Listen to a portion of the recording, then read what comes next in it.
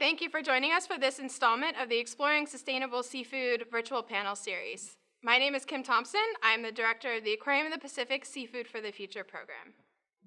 Some environmentalists view economists as the enemy, as the architects of capitalism. The fact is, we do live in a capitalist society.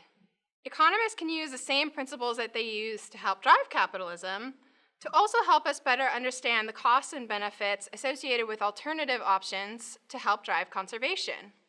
Today, we're going to be talking about some of the economic principles associated with sustainability and seafood. I'm very pleased to welcome our panelists. We have Frank Asche from the University of Florida, Cathy Roheim from the University of Idaho, and Doug Lipton from NOAA Fisheries.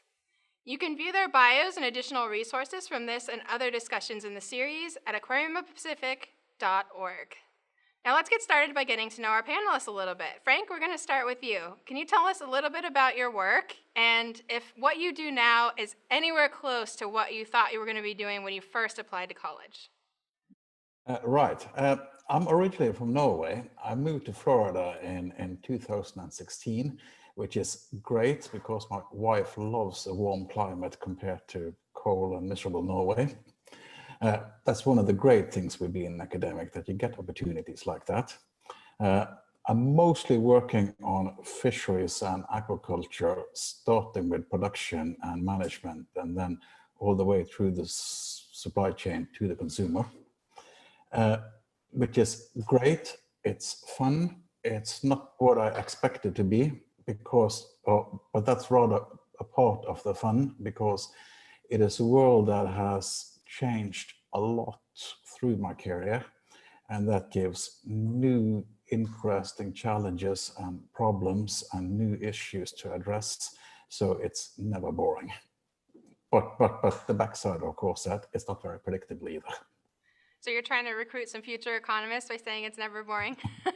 Always interesting. You heard that, folks. Yes, it's really interesting.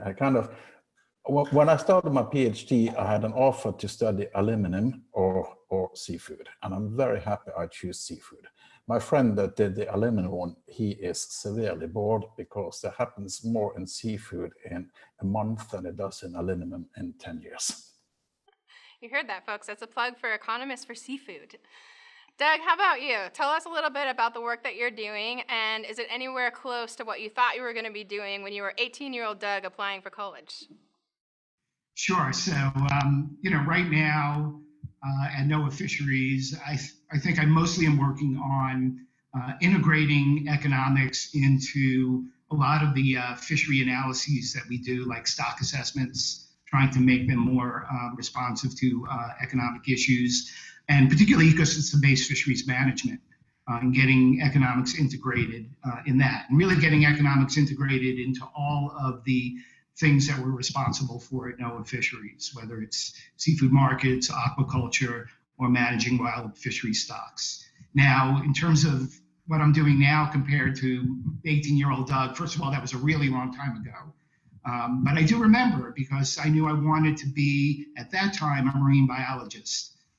So I got pretty close. I started out as a marine biologist. I started my career as a marine biologist. And then I said, this human element, this human dimension about marine biology is really, really interesting, and particularly, as Frank was saying, in the seafood fisheries world. So I decided, after I finished my master's degree in marine biology, to go on and get a PhD in economics. And I've really enjoyed doing that through a rather long career. And Frank's right, it's very interesting. There's always really interesting topics around the corner. Wow, you guys are really debunking what people think about economists. That's great.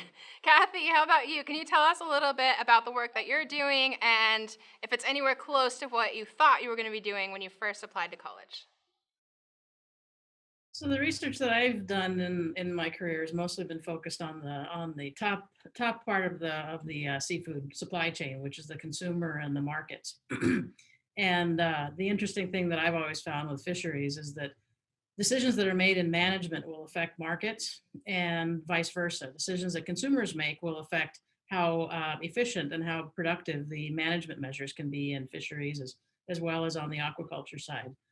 I grew up in Montana, and so most people said, how did you end up working in fish? And I think it's because the front page of the newspaper every day had a natural resource issue on it.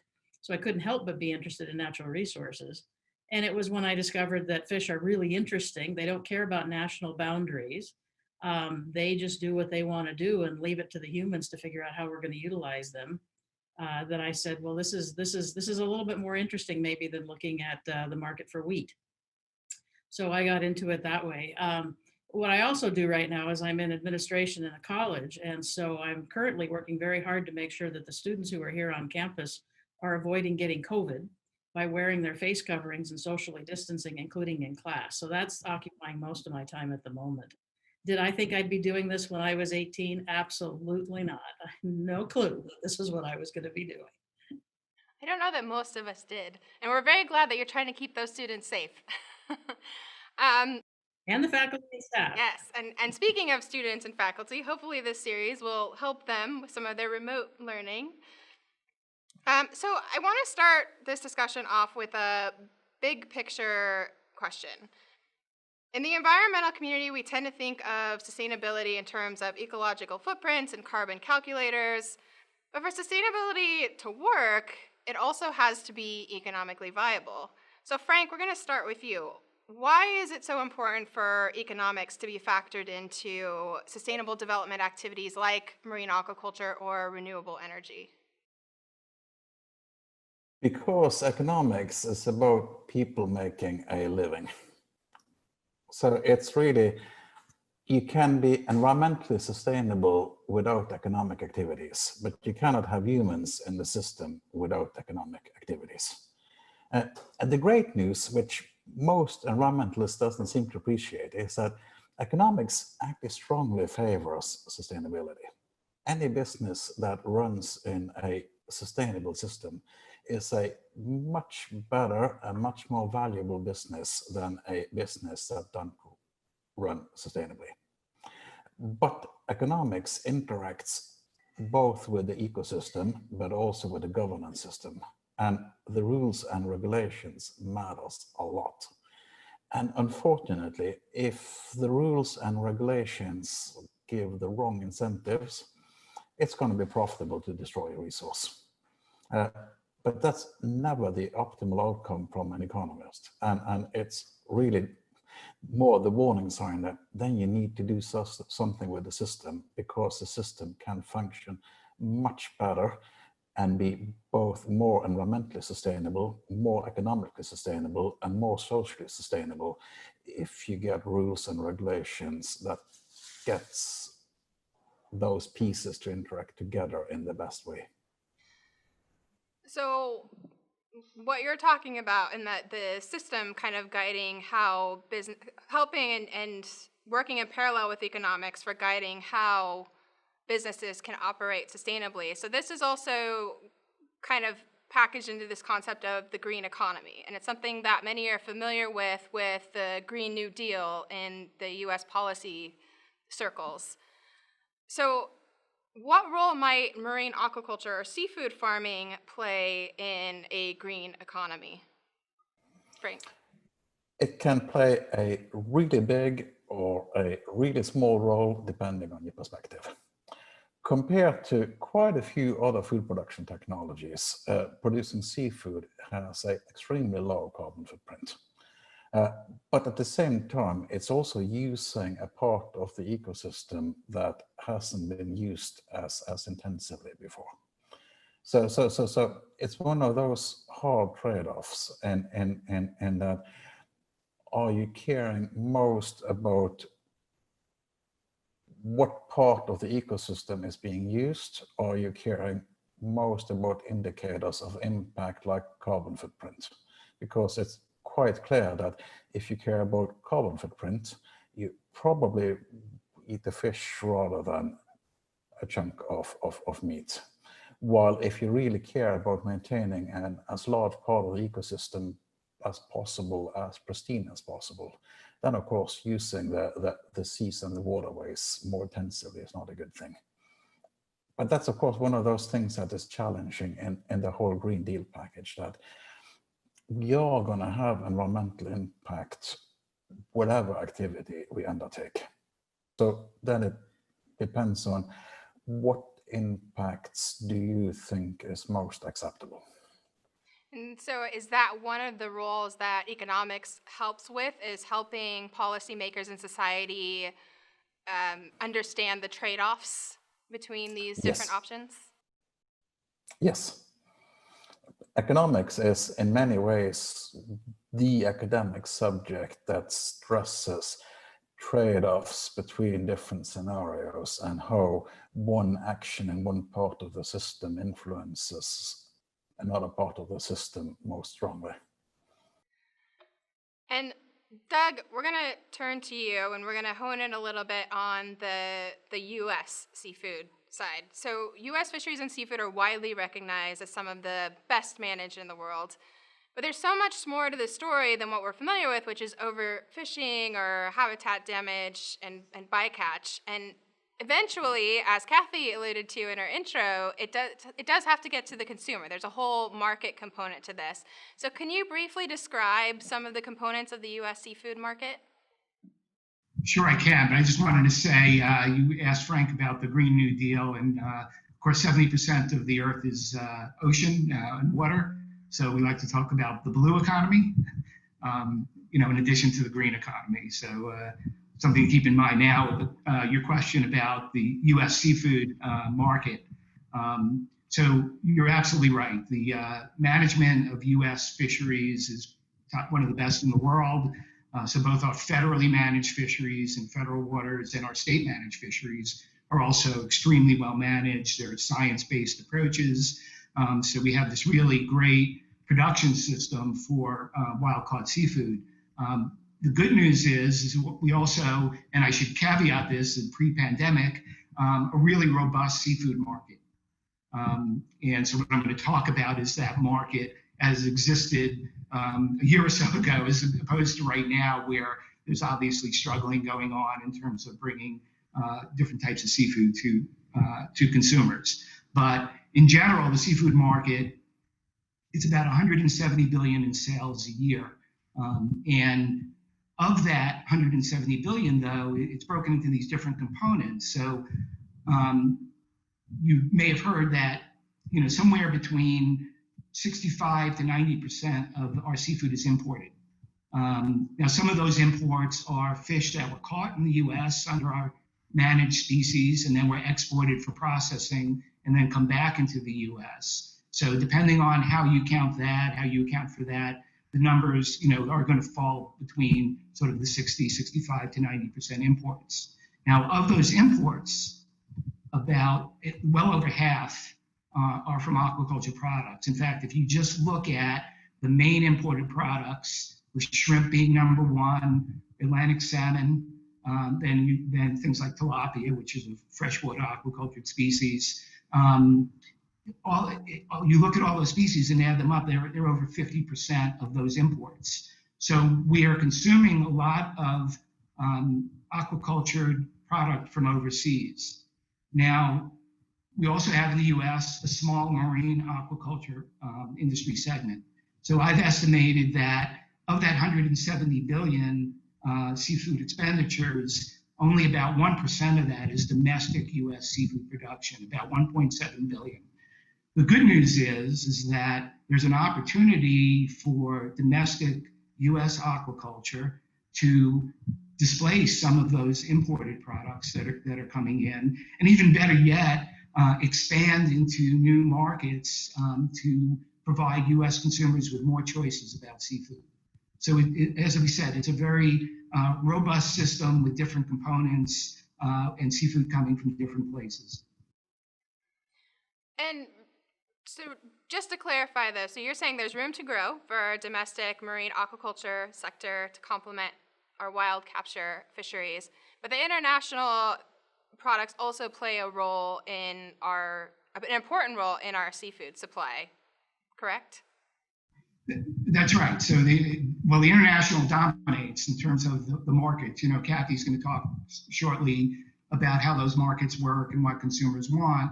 And so some consumers probably want domestic caught seafood. and some consumers don't care where it comes from. And some people want aquaculture products, some people want wild product. So that market is highly segmented. And so it's not just this one uniform thing, this U.S. seafood market. It's made up of these different components with different products being sourced from different places. So what are, and Cathy, perhaps you can answer this, what are some of the driving factors for consumers with seafood in the U.S.? What are consumers looking for when they purchase seafood? Oh, wow, that's a great question. There's been lots of research done over the years on that. And I think part of it is that healthy food, obviously it's a segmented, very different taste as a protein from meat products. I think that at least pre-COVID, following Doug's lead, much of seafood was consumed in in the food service industry, so at the restaurants and so forth. Now, obviously, that's changed, which has left a lot of producers in the lurch because they're struggling to get their product to any kind of a market. So consumers' preferences are pretty diverse. Again, there's going to be a geographic difference in the United States. I remember when I was a kid growing up in Montana and cod was sold on these little tray packs as frozen product in the meat section, right? There was no fresh fish counter. And I think that has lingered to the extent that folks are still living in the middle of the country and don't have access to the fresh fish that we have on the coast, for example. So it's varied. It's highly varied. But remember, fish consumption as a function of total protein consumption in the United States is still pretty small. I don't remember the exact recent numbers. Maybe Doug or Frank can update me on this. I think it's somewhere around a 13 to 15 pound per capita per year fish consumption in the US, which is quite low compared to many other countries around the world. That said, it's an opportunity for growth because there's a lot of good stories to be told about fish consumption. Yeah, I'll just add that it's the higher end of that estimate, Cathy, 15 or more. I don't remember exactly the number now either, but the last number I saw was 2018, and that was 15.1 pounds per capita. So it's that range. But I guess I should add too then that the FDA make dietary recommendations for the US, and most Americans eat significantly less seafood than they are recommended to eat, and they could improve their personal health significantly, in particular reduce the risk of cardiovascular disease. But probably more importantly, you could improve the public health in general in the US quite a bit if people actually consume those dietary recommendations. And can you remind us what those dietary recommendations are? It's basically one meal with a somewhat fatty fish like tuna or salmon a week, and one meal with a lean fish like cod or tilapia.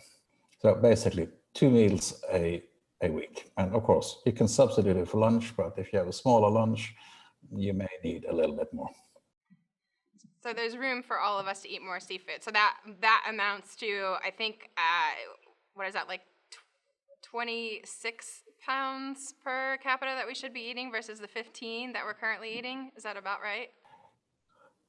That's about right. It's actually a bit more than that. But also it's interesting because there's also a small but not insignificant chunk of the US population that eats much more.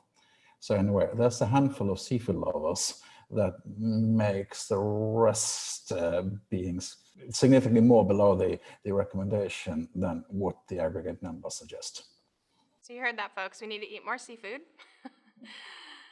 All right, so marine aquaculture can be a very contentious topic, especially in developed countries like the US, the EU, the UK.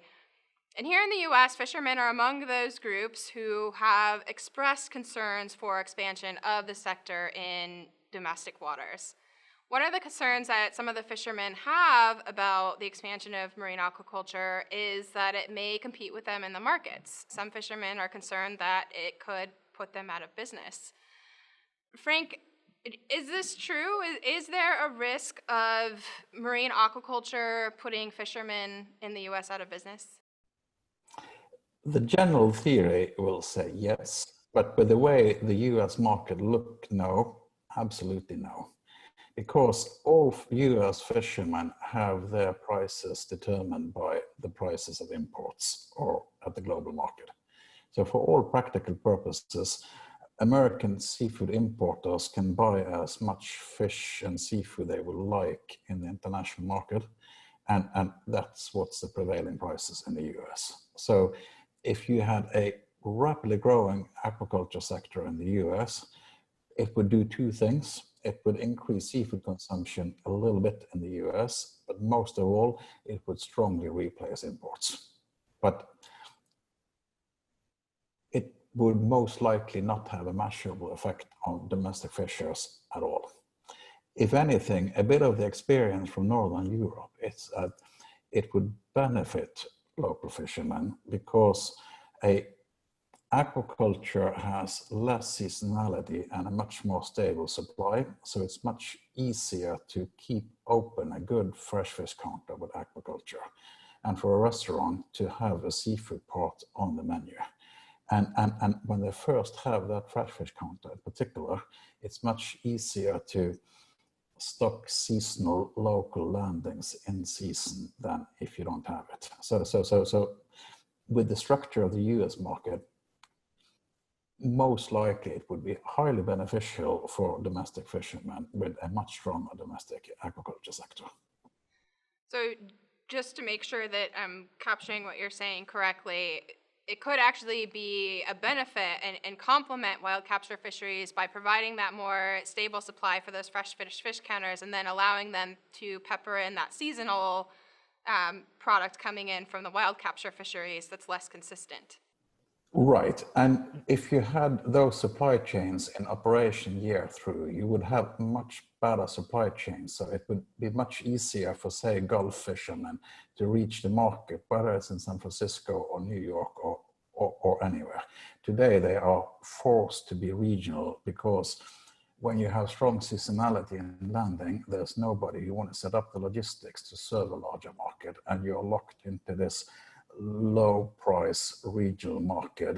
And as I said, the competition from imports that is frozen and storable is already so high that local landings doesn't have much of an impact on prices. So the challenge in the US market for domestic fishermen today is largely to get supply chains to bring high quality fresh product from where the fish is landed to where the market is. So that actually kind of confirms, so some people who are proponents for marine aquaculture state that it could help support working waterfronts. So based on what you're saying, basically that provides kind of a more stable and consistent supply that could then help build in that supply chain infrastructure, that waterfront infrastructure that would actually strengthen our local seafood industry. Is that, did I catch? Right, and not only waterfront, but all the way to the consumer. Because, as Cathy said, it's a consumer that is driving all these supply chains, and most consumers are located in the big urban areas. So you need to bring the fish to those areas, and for good reasons. It's not in the big cities that you are landing the most significant quantities of fish. Kim, if I could jump in here, there's a really great example to support Frank's point, and that's if you look at aquaculture and oyster production in the US. So this has really expanded tremendously in the past 10, 15 years up in New England, in the mid-Atlantic, and Chesapeake, Virginia, and there's always been a large oyster aquaculture industry on the West Coast. And I've looked at the wild oyster fishery for many years, estimated these demand relationships. And if you just look at the historical relationship and you took the amount of oyster aquaculture production we're currently seeing and put it on that historical market, you would predict that the price for oysters would be negative. It would be below zero with putting that amount of production online. And yet instead, we see very viable, really strong prices for the aquaculture oyster without a collapse of the wild oyster market. And part of this is the seasonality issue, that the aquaculture oyster can be produced in the seasons where the wild oysters are not being produced. and just fill a different market niche. So we have an example right here in the US of a large-scale expansion of aquaculture working side by side with a domestic wild fishery that's still viable. And that's an interesting point too, right? Is these different segments of the market that will determine how they interact in the market. So it's not necessarily that if a producer is, say, producing yellowtail and then a fisherman is catching yellowtail, that they're going to be targeting the same segments of the market, right? That's exactly right. That's when I first did these analyses, I was just running these models and saying, okay, the fish that's going to be produced in aquaculture is just going to hit the same market as traditional. And then I wasn't seeing that happening. I wasn't seeing those price drops that I expected from the aquaculture production. And so, I really learned about what was going on in terms, as you said, the market segmentation. So, for example, the oyster aquaculture, again, most of the aquacultured oysters are going to the half-shell raw bar market, which is a higher end market. And again, in different times of year that wild oysters wouldn't be available. So you have to kind of build that into the thinking now. Right. But it also helps oystermen in the sense that they couldn't access the raw bar market that only existed a few places before the aquaculture boom. But now that you have the steady supply of farmed oysters year round, then in season you can supply, and you do see wild oysters also in that market. So you have oystermen getting a much higher price than they could get in the shucked market because these new supply chains and these new market segments exist. So to clarify what you're saying that in that case, then it was actually the farm product that helped the wild product gain access to the market. Right. Very interesting. Learn something new every day. So Cathy, I want to circle back to some comments that Frank made about imported seafood. So again, we were talking about the potential competition between domestic marine aquaculture development and wild capture fishers. But as Frank started to allude to, is that imports can also compete. So can you give us a little bit more of a breakdown of how our domestic fisheries interact with imported seafood? Sure, happy to. I guess in listening to this conversation that Frank and Doug have been raising on the supply chain for oysters and how it's changed with the farmed oysters in the U.S. market, it actually draws similar parallels, I think, to the salmon market. And I'm sure that I'm going to get corrected in a few of these areas here. But if you go back to 1985, most American salmon that was caught in Alaska, which is a significant amount of salmon, was not being consumed in the US. It was caught in the US and it was exported to Japan and other places. And what was remaining in the US was typically the canned product, canned sockeye and canned pink. And then there was some amount of fresh or frozen that was predominantly available mostly in the Western US. If you went to the Eastern US, you tended to get some pretty low quality previously frozen salmon. And then we had, what did we have in the late 80s? We had the very large ramping up of farmed Atlantic salmon production in Norway and then subsequently in Chile, and a lot of that then becoming exported to the US. Initially, it started off as kind of a white tablecloth restaurant product. And as the quantities of the production grew, then demand eventually started growing. And I think what happened with farm versus wild salmon is, first of all, there was an increase in consumer demand for farmed salmon. They wanted high quality product. So there was a shift away from exporting wild product from overseas to international markets and into the US market.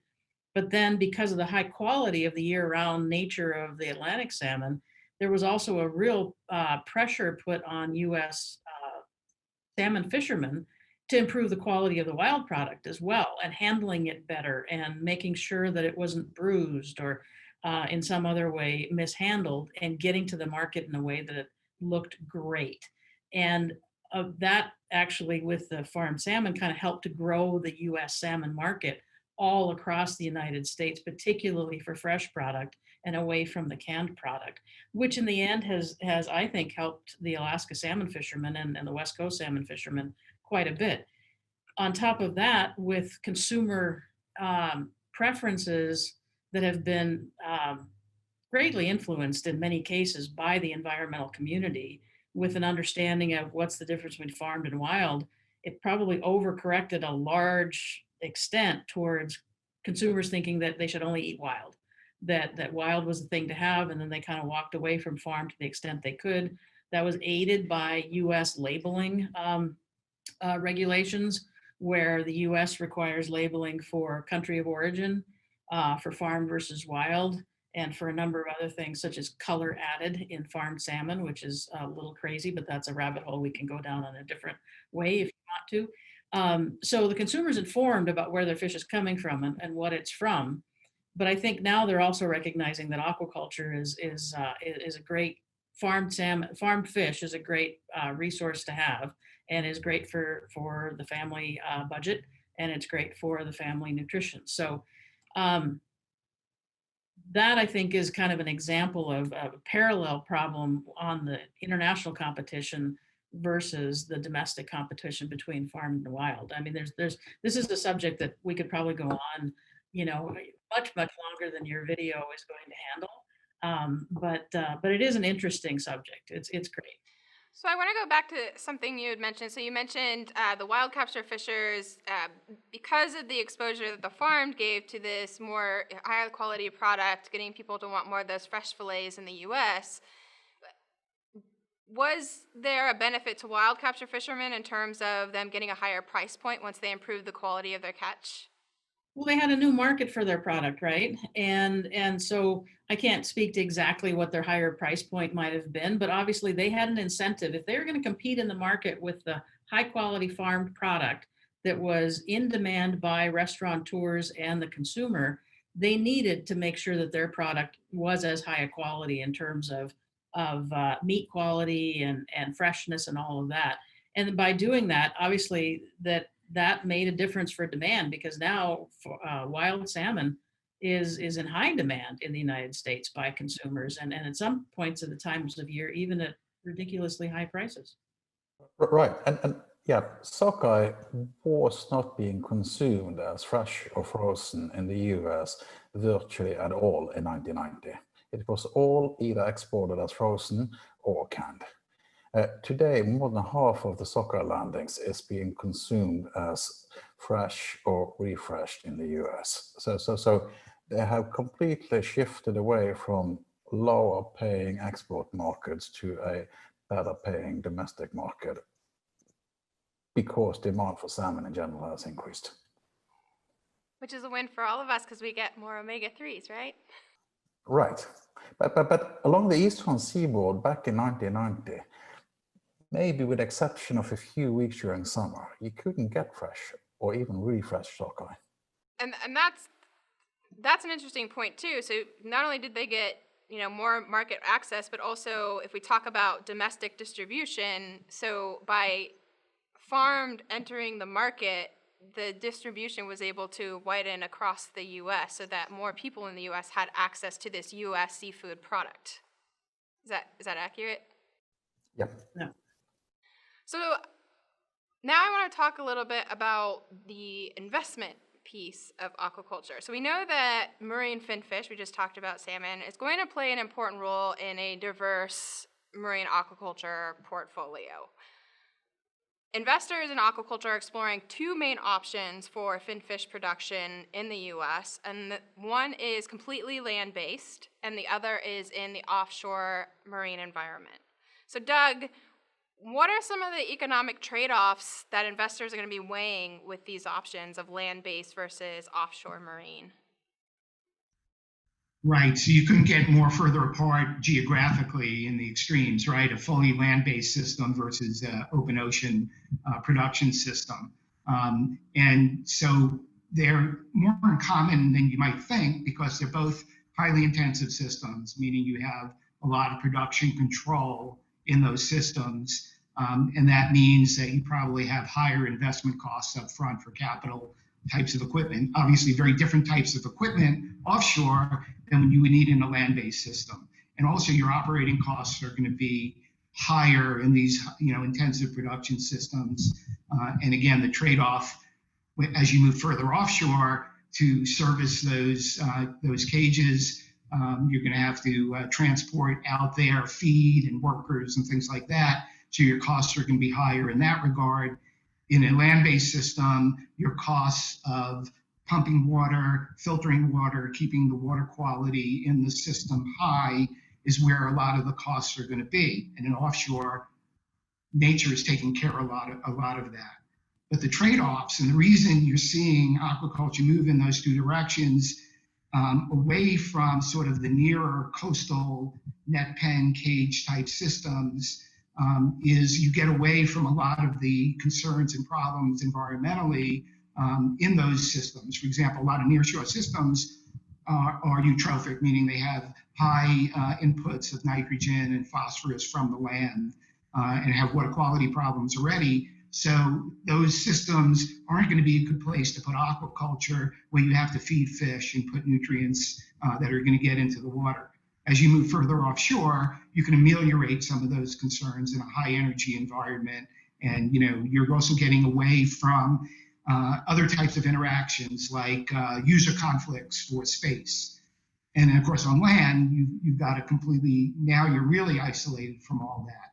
So, again, there's a greater upfront cost in terms of capital that you have to put into the systems and higher operating costs. So these things have to work economically, and that's where, I refer back to Cathy in terms of, can they get higher prices for these fish that are grown in these systems that are more considered higher and have higher environmental sustainability?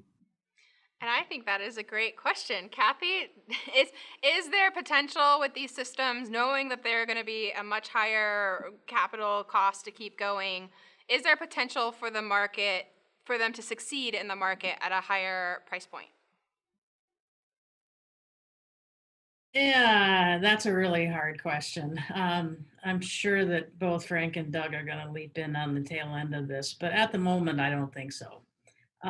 Mainly because those costs are enormous and the costs do have to be covered, and the market determines what the prices are and what consumers will pay for it. At the moment, it's not clear that consumers would say, oh, sure, we'll pay, twice as much for fish coming from this system as from this system. So for example, we've got, as I understand it, we have salmon now. They're beginning to be grown or about to be grown in land-based systems in Florida.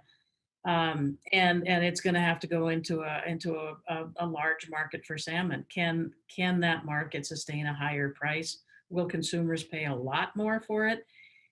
Some differentiation certainly helps, and we have that capability in the market. And there are some people who might be very ground into that.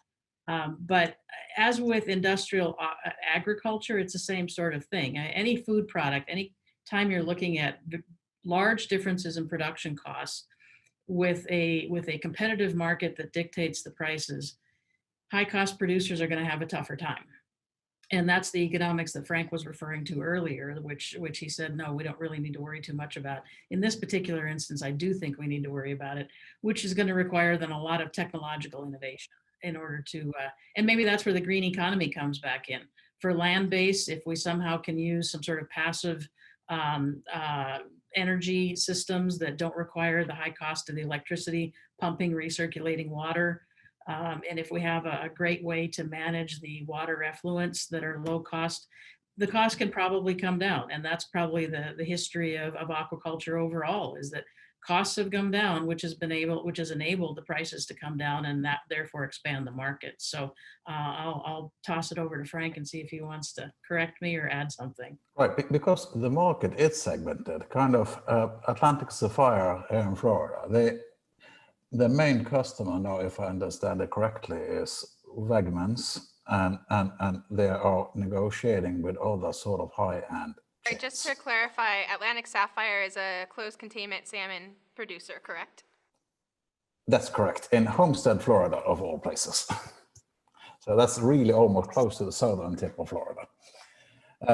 And so, in a way, Whole Foods have the highest food prices in the US, as far as I know, and they give their customers a lot of insurances that Walmart doesn't, and their customers are willing to pay for that. And I'm not saying that Whole Foods now are selling land-based salmon. I don't know anything about that. As I said, as far as I know, then Wegmans is the main customer of Atlantic Sapphire so far. But by targeting those retailers that are having customers that are more concerned about sustainability, you will to some extent distinguish yourself from those who are selling to retail chains that are competing much harder on price. So even though there are potential opportunities then maybe for these higher priced products with the high capital costs in these niche markets like Whole Foods, but in order to get it to that point where it is more competitive and a lower price, Cathy alluded to some technological advancements that could help with the efficiencies and cutting down costs. But what are some other things that might need to happen to lower some of those costs? Doug? I was hoping you wouldn't ask me because I don't know. I think that's it, really. I think we hit on both the keys, right? That one is hopefully, you can differentiate somewhat and get a somewhat higher price, but it's not going to be guaranteed, and it's not going to be a huge price differential. And it's not going to be the entire market, as Frank was pointing out. It'll be made more of the high-end retailers.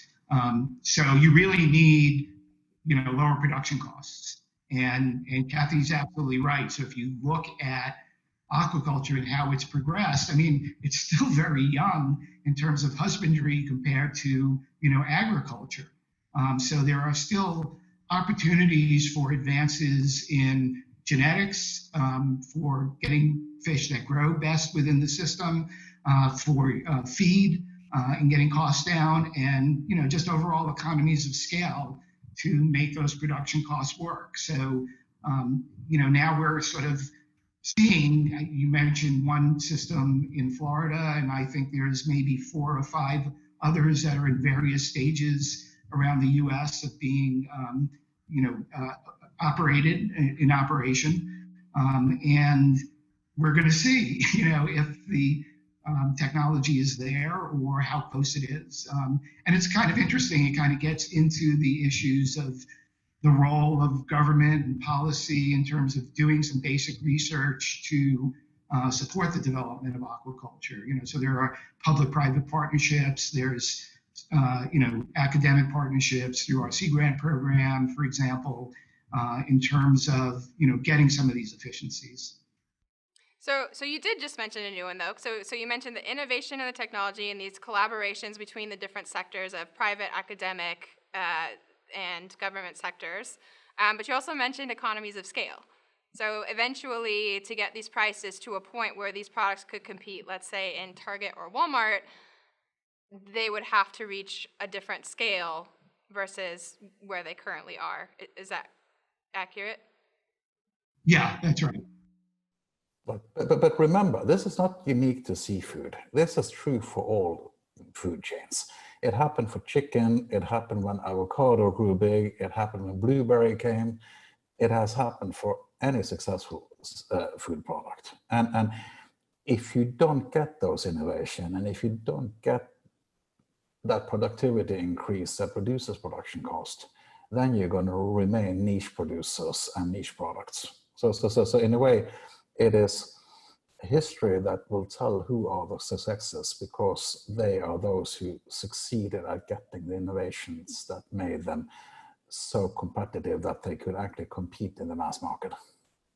And in today's society that is very concerned about conservation and sustainability, are those companies who are going to succeed in the future, are they those who are then going to integrate sustainability into their business models?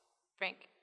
In the US, yes, but the really interesting thing is that different countries' governance systems are very, very differently. And there are some really environmental conscious consumers in the US who know and act on the knowledge, but it's unfortunately also the case that most consumers either don't know or don't care. And that means that sustainable and how sustainable it's going to be, that depends on again, the governance system. So if the consumers don't care whether this is a really sustainably produced product in a sustainable system or whether it comes from, say, China with no regulations whatsoever, then it's only going to be cost that determines which product are going to be in the market. If the consumers care more, that will make it easier for the sustainable producers to succeed. But the fact of the matter today is that there are some retail chains that cater to consumers that care, with Whole Foods as a great example. And there's a lot of retailers that cater to those consumers who only care about price, and you get that segmentation in the market, which is largely a segmentation of the preferences of different consumer groups. So we've had great discussions about the role that seafood plays in the market, that we need a diverse portfolio of solutions. So we need imports, but we also need to expand our domestic seafood production. And wild and farmed, it sounds like, can play nice in the market. It's not a one-size-fits-all. And we need different scales and sizes of production. So the burning question, though, is when it comes to marine aquaculture or seafood farming development in the U.S., is can we do it? Can we grow a domestic marine aquaculture sector in the U.S. that is both economically viable but also environmentally sustainable? Frank, we're going to start with you. I think you absolutely can, but one has to figure out what is going to be the management structure in federal waters. And so far, everybody who has tried to put something out there is getting sued, and there's still no pens in commercial production there. The Atlantic Sapphire guys down in Homestead say that they on purpose choose land-based because then they have to deal with the Florida Department of Agriculture. And for the Florida Department of Agriculture, salmon is just like any other crop. So if you don't break any rules when it comes to pollution or stuff like that, whether you produce fish or peaches or oranges, doesn't matter. And so far, we don't have the regulatory system that makes that kind of predictability and flexibility for an investor possible in the water. And Cathy, how about you? Can we grow domestic marine aquaculture in a way that is both economically viable and environmentally responsible? So yes, I think so. I'll go back to a point I made earlier, which is about the technology. And it's like Doug said, we need to have those partnerships and that research and the investment into identifying the technology that can help us achieve that and doing it in an economically viable way. I guess the other thing to point out on that is that it's great. If we can put man on the moon, we can certainly come up with a pretty good aquaculture system if we really put our minds to it. But I also think that we have to keep in mind the market, and we cannot have the field of dreams mentality of if we build it, they will come. So you have to have both sides to this. But as long as we do that, I think it's possible. I'm not quite sure when. The timeline is something that I would not want to put any money on, but hopefully we can ultimately do it. And just to follow up on that, so what would it take to get the market on board for domestic marine aquaculture? So, think about anything. 20 years ago, we didn't need hummus. Now we're crazy about hummus, right? I think there's all kinds of product development that can be put together, and we need to be thinking about that too. So in other words, I'm suggesting that, it's a lot of fun to tinker with Lego toys and say that, okay, now I've built something, and so someone ought to buy what I built out of the technology I've created. But that's not necessarily the case. So you have to have both sides working in tandem to say, here's a great idea, here's what I can grow. And then you need the food scientist to say, okay, now what kind of a product can I create out of it? And you need the economists to figure out, well, will consumers buy it? and what's the market like going to be for it. So there's all these pieces that kind of have to mesh together in a way. And so great new technology creates new fish. If it's really exotic, then you need to think about, okay, well, where's that going to go and who's going to buy it and what kind of price points are they willing to pay for it and what kind of supply chain. All these things that we've talked about need to be considered as part of that. So consumer outreach and broader education with the public could also be a useful tool to help with that. Could it? Mm-hmm. All right, Doug, can we produce marine aquaculture in the U.S. in a manner that is both economically viable and environmentally responsible? And can we do it now? Yes and yes, and I think Frank and Cathy, got to the reasons why. So I'll reframe your question a little bit. So if we want to grow our food production in the U.S. sustainably, is U.S. domestic marine aquaculture part of that? And I would say yes. It gets back to a point Frank made earlier in the session about food production systems, and they all have impacts. And aquaculture is getting, as the new kid on the block, getting a lot more scrutiny than other production systems. If we're not filling that food need with domestic aquaculture, what are we filling it with? It might be, aquaculture from overseas that may not be produced as sustainably as that would be produced in the U.S. as an example, or it could be, beef or chicken or something, or they all have impacts. And so if you just broaden the question to increasing food production sustainably in the U.S., and absolutely domestic aquaculture has to be part of it.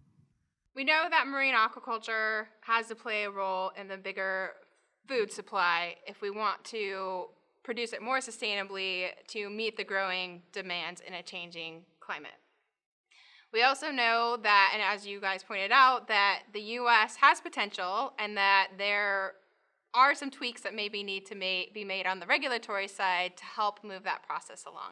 So for myself and maybe some of the viewers watching who want to approach some of the policymakers who are currently working on some of the aquaculture legislation, what is one of the most important points you think that we should be making to these policymakers to move this process forward? Cathy, we're going to start with you on this question. Oh, I'm going to pass to Frank first. Frank, putting you in the hot seat. It now takes, on average, 5 years to get a permit to be allowed to do marine aquaculture in the US. And the likelihood that you will get the permit after a 5-year process is less than 50%. That has to become much faster and much more predictable.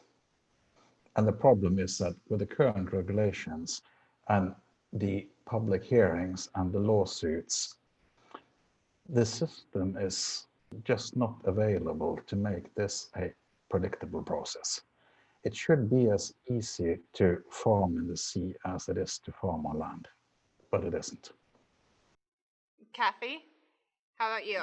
What is one piece of advice? Well, it's a great point. I mean, and part of the reason for the length of time, in addition to everything that Frank has identified, is the number of regulatory agencies that get involved. It's not always just NOAA. There's also others that are involved. Yeah, it's the EPA and the Army Corps of Engineers and the Navy and a whole slew. Right. So literally, it's going to take a task force of some sort to figure out how to smooth it out and sort out how we're going to do this in a more seamless way. Go back to what Frank said. It takes 5 years, and then you have a 30% chance of being successful. Can you imagine the investment costs that you have to put into something like that in order to make it work, and you've got a 30% chance of success? Most companies can't manage that. They can't do that, and so you're not going to see that kind of investment until those costs really come on the other hand, you can say that given those risks, it is also a harbinger of the potential that some companies actually try. So some people think that this is a really great opportunity if they just can get over the hurdles. And I'm going to toss one more thing and to follow up and tag team here. The key thing there is it's companies, right? It's not individuals. It's not your, if we think of growing aquaculture, a lot of it is we're thinking about individuals, small business entities of one sort or another that wants to get into it. They're not going to be able to afford that. It's going to have to be a big company with a lot of money behind them in order to do what Frank was just talking about. So just to recap on what you guys were saying is that we need more efficient permitting and regulatory processes so that this is more attractive to investors to invest in marine aquaculture development in the U.S. And Cathy, you also mentioned the interagency collaboration. So we need stronger collaboration between interagencies, both at the federal level and the state level. Is that correct? Yes, and then I guess I was also trying to point out that what type of an enterprise do you want? Do you want this to be a single owner, like a small business person, doing the aquaculture, or are we focusing on large industrial companies who have the deep pockets to manage this? So if it's your individual who would like to go out and they want to get into aquaculture, maybe they want to move from another industry into aquaculture, can they actually afford to do it because of the regulatory hurdles? So, Doug, you get the last word here.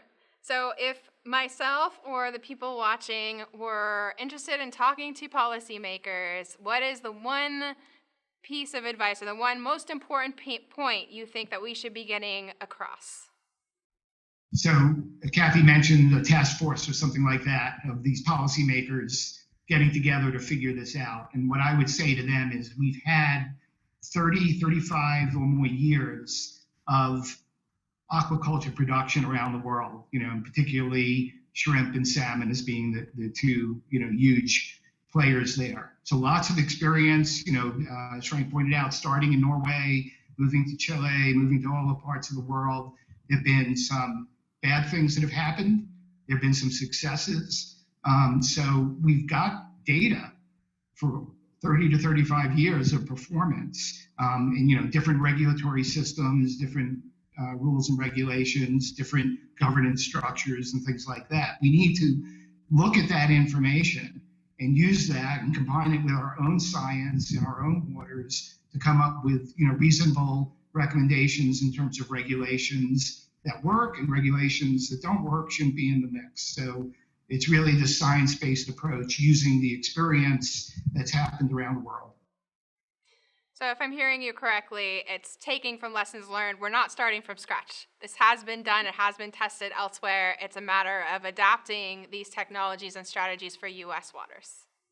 Did I capture that? That's right. And again, these countries didn't do everything perfectly the first time. They had to learn. They made mistakes. In a way, we're fortunate in the U.S. We didn't have that aquaculture. We didn't make those mistakes that other countries made in terms of disease issues or escapes and things like that. So now we can take advantage of that. That we waited and learned.